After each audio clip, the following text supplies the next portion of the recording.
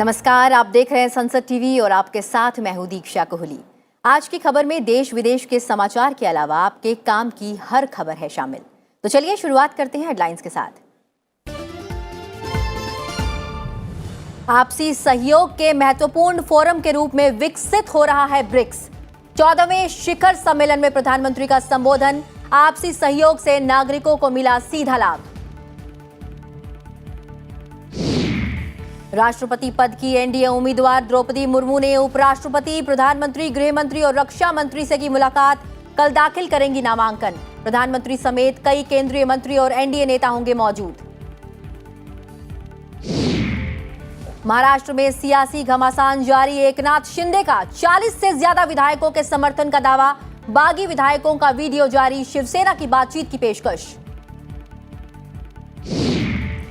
लोकसभा की 3 और विधानसभा की 7 सीटों के उपचुनाव के लिए मतदान संपन्न।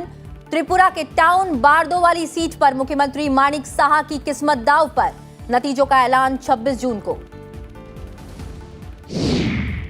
कोलंबो में विदेश सचिव विनय क्वात्रा ने राष्ट्रपति गोटबाया और प्रधानमंत्री विक्रम सिंघे से की मुलाकात। श्रीलंका की स्थिति और भारतीय सहयोग पर चर्चा। संकट से निपटने के लिए मदद का भरोसा।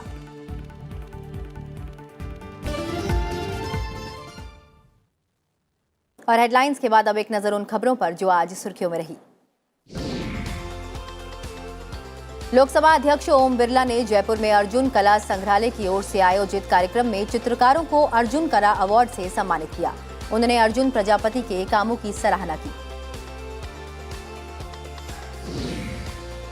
विदेश मंत्री एस जयशंकर ने रवांडा के अपने समकक्ष विंसेंट बिरूटा के साथ शुक्रवार से शुरू हो रहे राष्ट्रमंडल शिखर सम्मेलन के एजेंडे पर चर्चा की। साथ ही क्षेत्रीय घटनाक्रम पर विचारों का आदान प्रदान किया। सुप्रीम कोर्ट ने उस याचिका पर विचार करने से इनकार कर दिया है जिसमें तमिलनाडु द्वारा लौटाई गई नीट की सुपर स्पेशलिटी 2021 की 92 इन सर्विस कोटा सीट को बढ़ाई गई सीट में शामिल करने और उन्हें उन सभी उम्मीदवारों के लिए उपलब्ध कराने के निर्देश देने की मांग की गई थी। संयुक्त प्रवेश परीक्षा जेईई मेंस जून 2022 आज से शुरू हुई। राष्ट्रीय परीक्षा एजेंसी देश के 501 शहरों और देश के बाहर 22 शहरों में स्थित विभिन्न केंद्रों में परीक्षा संचालित कर रही है। भारत के औषध नियामक की कोविड पर विशेषज्ञ समिति एसआईआई के आवेदनों की समीक्षा करेगी, जिसमें 2 से 7 साल और 7 से 11 साल की उम्र के बच्चों को कोवोवैक्स टीकों का उपयोग करने के लिए आपातकालीन उपयोग का अनुरोध किया गया है। इसरो ने संचार उपग्रह GSAT-24 का फ्रेंच गुयाना के कोउरू से सफल प्रक्षेपण किया है। GSAT-24 एक 24 KU बैंड वाला संचार उपग्रह है जिसका वजन 4180 किलोग्राम है। भारी बारिश और भूस्खलन से जम्मू कश्मीर राष्ट्रीय राजमार्ग तीसरे दिन भी बंद रहा। बंद राजमार्ग पर फंसे वाहनों को निकालने का प्रयास निरंतर जारी है। अमेरिकी राष्ट्रपति जो बाइडेन ने भारतीय अमेरिकी कानूनी विशेषज्ञ अंजलि चतुर्वेदी को पूर्व सैनिक मामलों के विभाग में जनरल काउंसिल नामित किया है। विश्व स्वास्थ्य संगठन ने आपात समिति की बैठक बुलाई है ताकि ये विचार किया जा सके कि क्या मंकी पॉक्स के बढ़ते प्रकोप को वैश्विक आपातकाल घोषित किया जाना चाहिए। उपराष्ट्रपति, प्रधानमंत्री और गृह मंत्री ने श्यामा प्रसाद मुखर्जी को उनकी पुण्यतिथि पर श्रद्धांजलि अर्पित की। बीजेपी अध्यक्ष ने भी पार्टी मुख्यालय में उन्हें श्रद्धांजलि अर्पित की।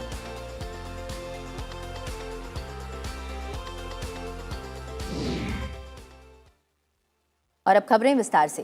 प्रधानमंत्री नरेंद्र मोदी ने ब्रिक्स नेताओं से कोविड पश्चात अर्थव्यवस्था के पुनर्निर्माण में सहयोग बढ़ाने की अपील की है। वे ब्रिक्स नेताओं के वर्चुअल शिखर सम्मेलन के उद्घाटन सत्र को संबोधित कर रहे थे।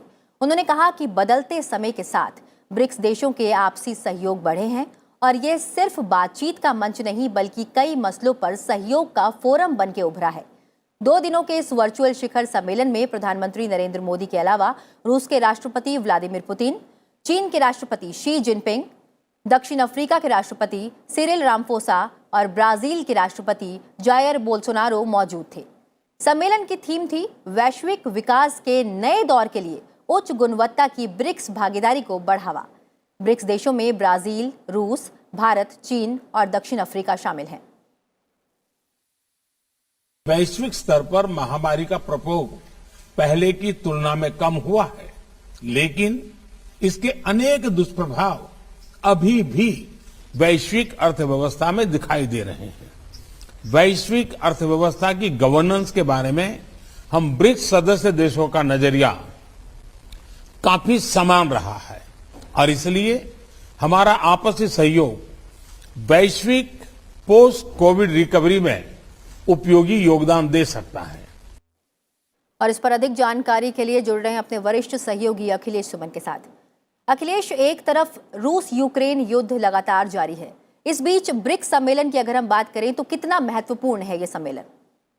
देखिए, सबके लिए एक रोचक बात है कि अभी जब रूस और यूक्रेन के बीच में युद्ध चल रहा है और खास करके तब जब अमेरिका और पूरा यूरोप इस मामले में पूरी तरह रूस की आलोचना में लगा हुआ है और यूक्रेन के साथ खड़ा है, ऐसे में निश्चित तौर पे ब्रिक्स का शिखर सम्मेलन होना सबके लिए एक कह सकते हैं उत्सुकता की बात है। और ख़ास करके भारत के लिए जिसके संबंध अमेरिका और जो यूरोप हैं उनसे भी काफ़ी अच्छे हैं, और उसके अलावा रूस, चीन, ब्राज़ील और दक्षिण अफ्रीका से साथ मिलकर ब्रिक्स में वो बात कर रहा है। तो निश्चित तौर पर इस बात को समझना बहुत ज़रूरी है कि क्यों भारत या क्यों ब्रिक्स का शिखर सम्मेलन अभी हो रहा है। तो देखिए, ब्रिक्स की अध्यक्षता अभी चीन के पास है और चीन की लगातार ये कोशिश थी कि उसकी अध्यक्षता में जो ब्रिक्स शिखर सम्मेलन का समय तय है वो ब्रिक्स शिखर सम्मेलन हो। और जैसा कि आपको पता है कि पिछला 3 ब्रिक्स शिखर सम्मेलन ये कोरोना पीरियड में ही हुआ है और जो वर्चुअल तरीके से ही हो पाया है, और इस बार भी वर्चुअल तरीके से ही हो रहा है। लेकिन अगर याद कीजिए तो पिछले महीने जो क्वाड का शिखर सम्मेलन हुआ था जापान में, वो क्वाड का शिखर सम्मेलन में चारों देशों के जो नेता थे, अमेरिका, जापान, भारत और ऑस्ट्रेलिया के नेता लोग आमने सामने मिलकर बैठ के बात किए थे। तो यह एक बात है कि भारत की नीति जो है वो सभी तरह के देशों से, सभी तरह के समूहों के साथ एक संबंध बनाकर चलने की है। लेकिन इसका मतलब ये नहीं है कि एक संबंध किसी दूसरे संबंध के आड़े आएंगे या एक संबंध में हम शामिल हैं तो इसका मतलब है कि किसी दूसरे संबंध में हम शामिल नहीं हैं। तो यह जो एक नीति है कि सबके साथ मिल के चलो, सबके साथ संबंध बना के चलो, इसी संबंध का एक नमूना है कि ब्रिक्स शिखर सम्मेलन में आज प्रधानमंत्री नरेंद्र मोदी शामिल हुए और कल भी ये शामिल रहेंगे। उसके बाद अभी बैठक चली रही है, बातचीत चल रही है, जो कि कह सकते हैं कि क्लोज जो सेशन है, क्लोज सेशन चल रहा है। लेकिन निश्चित तौर पे इसके माध्यम से प्रधानमंत्री नरेंद्र मोदी ने एक संकेत दिया है, बहुत ही पॉजिटिव संकेत दिया है कि ब्रिक्स में जो अभी तक जितने काम हुए हैं उस काम से आशा बनती है। और ब्रिक्स शिखर सम्मेलन में यह भी उन्होंने इस बात का जिक्र किया कि जो 2 बहुत ही महत्वपूर्ण काम हुए ब्रिक्स देशों के बीच में, एक जो कृत्रिम उपग्रह जो भेजे जाते हैं ब्रिक्स, 5 ब्रिक्स देशों द्वारा, उन उपग्रहों के बीच में एक समन्वय स्थापित हुआ है और उसके डेटा शेयर किए जाते हैं 5 ब्रिक्स देशों के बीच में। तो एक बहुत महत्वपूर्ण उपलब्धि है, कह सकते हैं कि ब्रिक्स देशों के लिए, जो कि एक कहें कि ब्रिक्स सिस्टम बन गया है पूरी दुनिया में उपग्रह के माध्यम से डेटा शेयर करने का। और दूसरी एक महत्वपूर्ण जो निर्णय लिए गए, जिस पे काम भी हुआ है और उसको मान्यता दी गई है, वह है कि एक दूसरे के जो फार्मा प्रोडक्ट्स हैं, दवाएं हैं, उन दवाओं को मान्यता देना। तो कोरोना पीरियड में जैसे आपने देखा कि भारत ने कई जगह पे दवाएं बेची और भेजी, तो मदद भी किया, और जो खरीदना चाहता तो खरीदा भी, उसी तरह से अन्य देशों ने भी किया और वैक्सीन निर्माण हुआ, तो सबने एक दूसरे को मान्यता दी। तो इस लिहाज से ब्रिक्स कह सकते हैं कि एक कदम आगे बढ़ा है। तो इसलिए यह महत्वपूर्ण है कि भारत या ब्रिक्स देश यह दिखा रहे हैं कि अगर एजेंडा किसी एक का है तो उस एजेंडे के हम साथ ना रह के जो विकास के लिए, जो आर्थिक सहयोग के लिए ब्रिक्स का निर्माण हुआ है, उस आर्थिक सहयोग को हम किसी तरीके से बाधित नहीं होने देंगे। और रूस की अपनी चाहे जो नीति हो, लेकिन भारत या अन्य जो ब्रिक्स के सदस्य देश हैं, वो जो एक सहयोगी नीति, बिल्कुल भारत अपनी नीति पर अडिग रहेगा। इस तमाम जानकारी के लिए बहुत बहुत शुक्रिया अखिलेश। बढ़ते हैं अगली खबर की ओर। प्रधानमंत्री नरेंद्र मोदी ने कहा कि नए भारत के सपनों को साकार करने के लिए प्रत्येक नागरिक को सभी सरकारी योजनाओं की जानकारी मिले। दिल्ली में वाणिज्य और उद्योग मंत्रालय के नए परिसर का उद्घाटन करते हुए प्रधानमंत्री ने कहा कि ईज ऑफ लिविंग और ईज ऑफ डूइंग बिजनेस के बीच का सेतु ईज ऑफ एक्सेस है। प्रधानमंत्री ने कहा कि नया वाणिज्य भवन और निर्यात पोर्टल एक आत्मनिर्भर भारत की आकांक्षाओं का प्रतिनिधित्व करते हैं। प्रधानमंत्री ने निर्यातकों और उद्योग जगत से अपने लिए दीर्घकालिक निर्यात लक्ष्य तय करने और इसे हासिल करने के लिए सरकार को जरूरी सुझाव देने को कहा। इस मौके पर प्रधानमंत्री ने व्यापार के वार्षिक विश्लेषण के उद्देश्य से राष्ट्रीय आयात निर्यात रिकॉर्ड पोर्टल का भी शुभारंभ किया। हमें डिस्ट्रिक्ट लेवल पर हेल्दी कंपटीशन एक्सपोर्ट की दुनिया में लानी है। हमारे मैन्युफैक्चरर के बीच में भी zero defect, zero effect on the world class packaging, ये कंपटीशन हमको लानी है। मैं चाहूंगा कि सबके इनपुट से, सभी के सुझावों से, यानी सबका प्रयास से भी हम अपने विराट संकल्पों को सिद्ध कर सकते हैं। इस मौके पर प्रधानमंत्री ने वाणिज्य भवन का निरीक्षण भी किया। वाणिज्य भवन का निरीक्षण करने के बाद प्रधानमंत्री ने परिसर में पौधारोपण भी किया।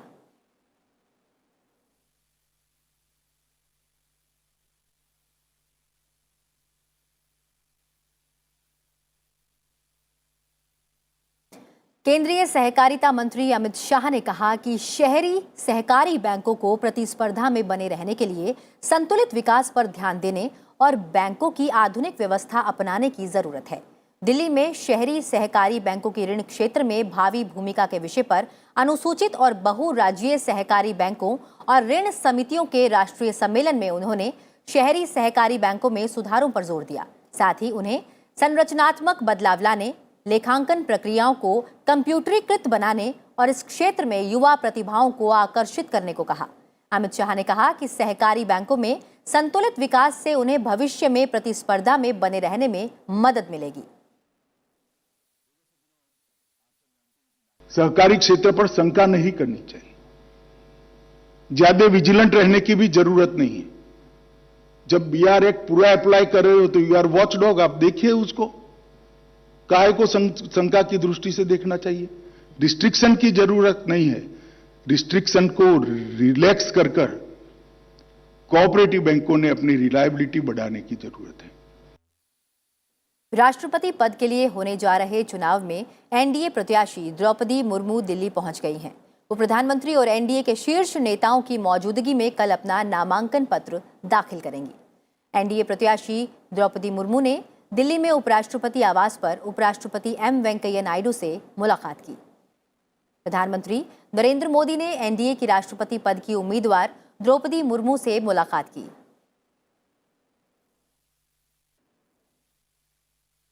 केंद्रीय गृह मंत्री अमित शाह ने भी एनडीए की राष्ट्रपति पद की उम्मीदवार द्रौपदी मुर्मू से मुलाकात की।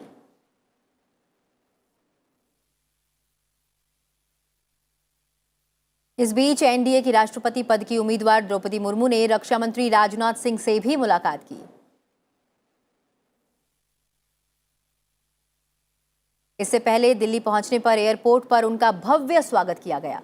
केंद्रीय मंत्री अर्जुन मुंडा, अर्जुन राम मेघवाल और डॉक्टर वीरेंद्र कुमार और बीजेपी नेता मनोज तिवारी ने दिल्ली एयरपोर्ट पर एनडीए की राष्ट्रपति पद की उम्मीदवार द्रौपदी मुर्मू से मुलाकात की।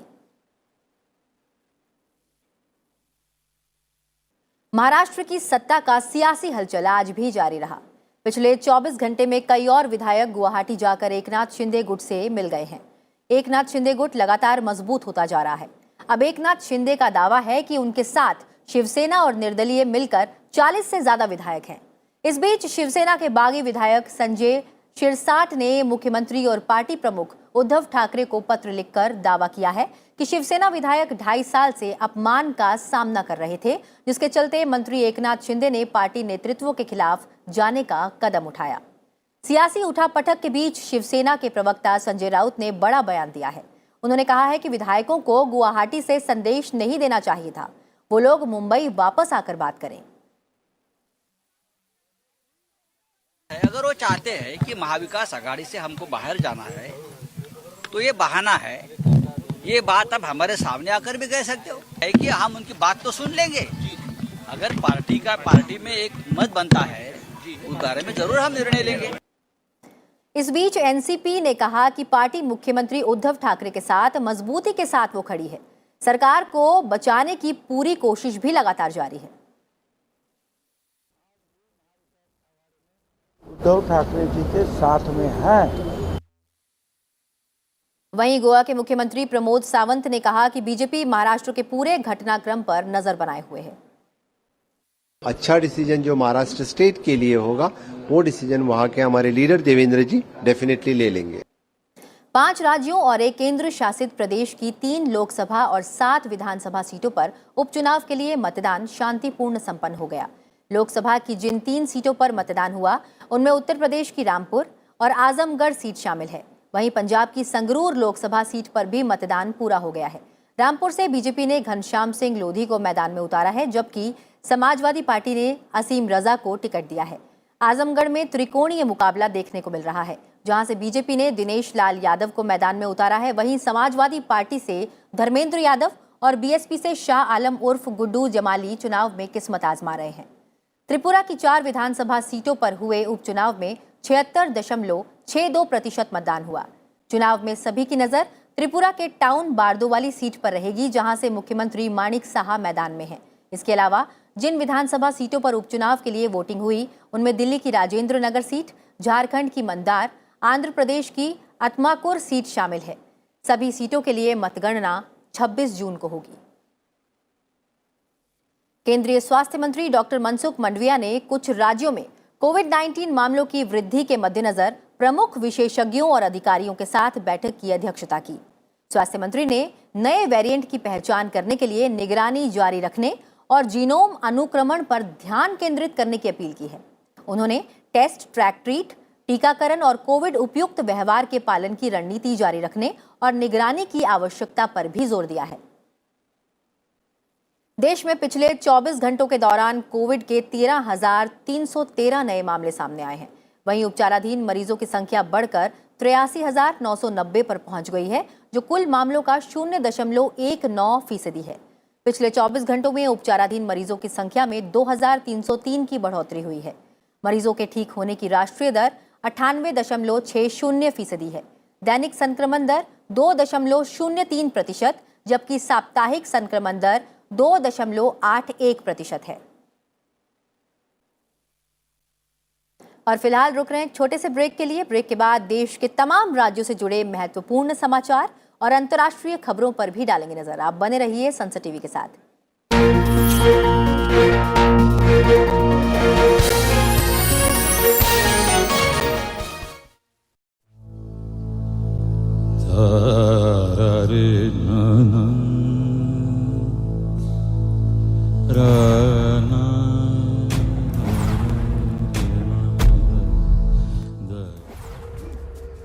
Tantra has not been always very clearly understood.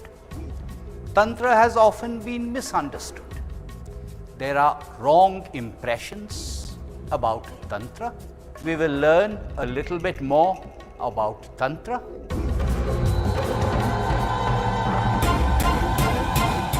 What is the tantric worldview? The tantric worldview is basically, it roots itself with the notion of cosmic biunity. There is Shiva, self-luminous, and then you have Shakti. Shakti is responsible for creation, for the manifestation of the entire universe. What the tantric devotee does, is really to centralize the fragmented energies into the central channel of his yogic body. Doctor Vivek Debroy के साथ इतिहास में इस बार देखिए तंत्र मुक्ति का विज्ञान, आज रात 9:30 बजे सिर्फ संसद टीवी पर।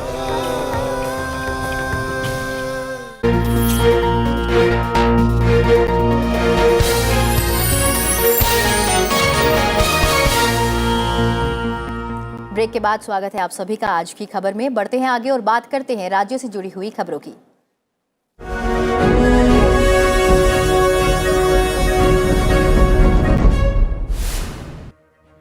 उत्तराखंड के मुख्यमंत्री पुष्कर सिंह धामी ने दिल्ली में प्रधानमंत्री नरेंद्र मोदी से शिष्टाचार भेंट की। केंद्रीय मंत्री नरेंद्र सिंह तोमर ने हिमाचल प्रदेश के सोलन के पुलिस मैदान में आयोजित त्रिदेव सम्मेलन में शिरकत की। इस मौके पर मुख्यमंत्री जयराम ठाकुर भी मौजूद रहे। पूर्व केंद्रीय मंत्री कुमारी सैलजा और कांग्रेस के राष्ट्रीय प्रवक्ता अभिषेक मनु सिंघवी को कांग्रेस कार्य समिति का सदस्य बनाया गया है। उत्तर प्रदेश के मुख्यमंत्री योगी आदित्यनाथ ने विभागीय बैठक में 1 जुलाई से स्कूल चलो अभियान को सफलतापूर्वक पूरा करने और स्कूलों को व्यवस्था ठीक करने का निर्देश दिया है। एआईएडीएमके की आम परिषद में बैठक में हंगामे के बीच सभी 23 प्रस्ताव खारिज कर दिए गए। पार्टी ने नेताओं के संयुक्त समन्वयक के पलानीस्वामी के पक्ष में एकल नेतृत्व प्रणाली पर जोर दिया। न्यायमूर्ति अमजद एहतेशम सैयद ने हिमाचल प्रदेश उच्च न्यायालय के नए मुख्य न्यायाधीश के रूप में शपथ ली है। इस मौके पर हिमाचल प्रदेश के मुख्यमंत्री भी मौजूद रहे। बीजेपी सांसद मेनका गांधी और उनके बेटे वरुण गांधी ने संजय गांधी की पुण्यतिथि पर दिल्ली में उनके समाधि स्थल जाकर उन्हें श्रद्धांजलि अर्पित की।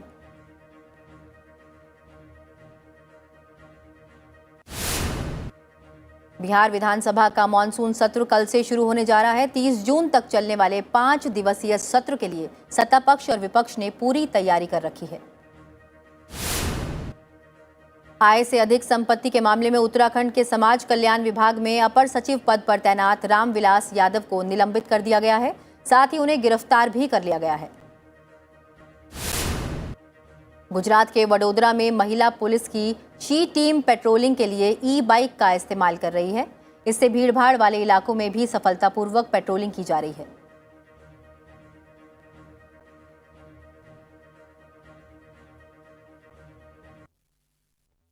और अब नजर डालते हैं कुछ और अहम खबरों पर। असम में बाढ़ की स्थिति गंभीर बनी हुई है। सैलाब से 54 लाख से ज्यादा लोग प्रभावित हैं। राज्य में मई के मध्य में आई बाढ़ के कारण मरने वालों की संख्या अब 101 हो गई है। राज्य के 36 में से 32 जिलों का बड़ा हिस्सा पानी में डूबा हुआ है। अधिकांश प्रभावित जिलों में ब्रह्मपुत्र और बराक नदियों और उनकी सहायक नदियां उफान पर हैं। एनडीआरएफ, एसडीआरएफ और अन्य एजेंसियों ने राज्य भर में 276 नावों की मदद से कुल 3,658 लोगों को सुरक्षित स्थानों पर पहुंचाया है। असम के मुख्यमंत्री हिमंत बिस्वा शर्मा ने बाढ़ प्रभावित इलाकों का हवाई सर्वेक्षण किया है। साथ ही अधिकारियों से मुलाकात कर राहत कार्यों में तेजी लाने के निर्देश भी दिए गए हैं। विश्व बैंक ने भारतीय रेलवे के भाड़ा और लॉजिस्टिक बुनियादी ढांचे के आधुनिकीकरण के लिए 24.5 करोड़ डॉलर के ऋण को मंजूरी दी है। अंतर्राष्ट्रीय वित्तीय संस्थान ने बताया कि भारतीय रेलवे की क्षमता की कमी ने माल ले जाने की मात्रा को सीमित करने के साथ लदान की गति और विश्वसनीयता को कम कर दिया है। इन कारणों से ट्रकों के जरिए माल के परिवहन अधिक हो रहे हैं।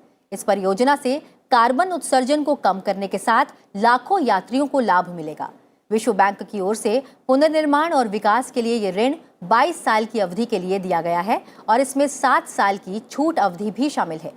रेल लॉजिस्टिक्स परियोजना से देश को सड़क की बजाय रेल के जरिए अधिक यातायात स्थानांतरित करने में मदद मिलेगी। इस परियोजना का उद्देश्य माल और यात्री दोनों के परिवहन को अधिक कुशल बनाना और हर साल लाखों टन के कार्बन उत्सर्जन को कम करना है। और अब खबरें अंतर्राष्ट्रीय जगत से।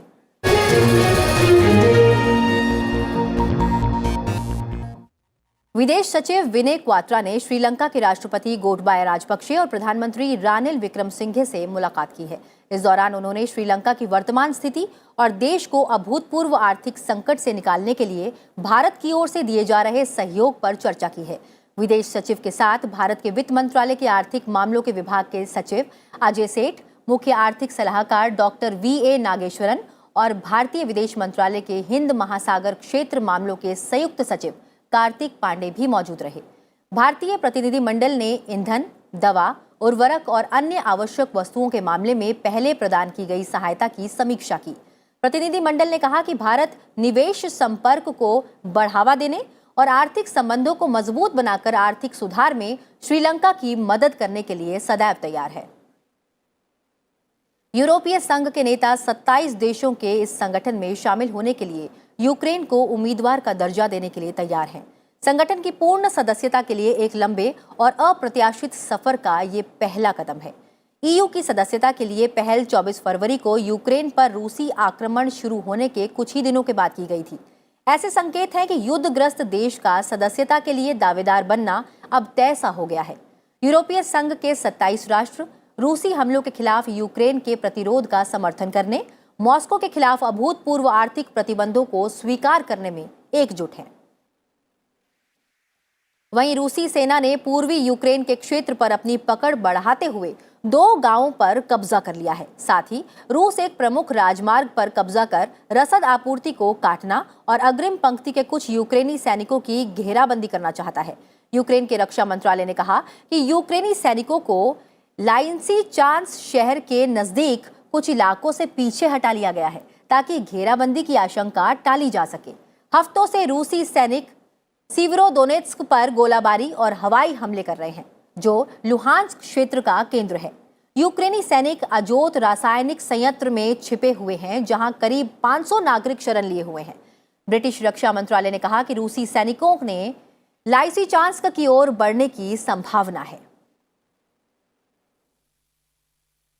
और बुलेटिन में फिलहाल इतना ही। चलते चलते आपको छोड़ जाते हैं हांगकांग के नए पैलेस संग्रहालय की तस्वीरों के साथ। फिलहाल मुझे दीजिए इजाजत और आप बने रहिए सनसेट टीवी के साथ। नमस्कार।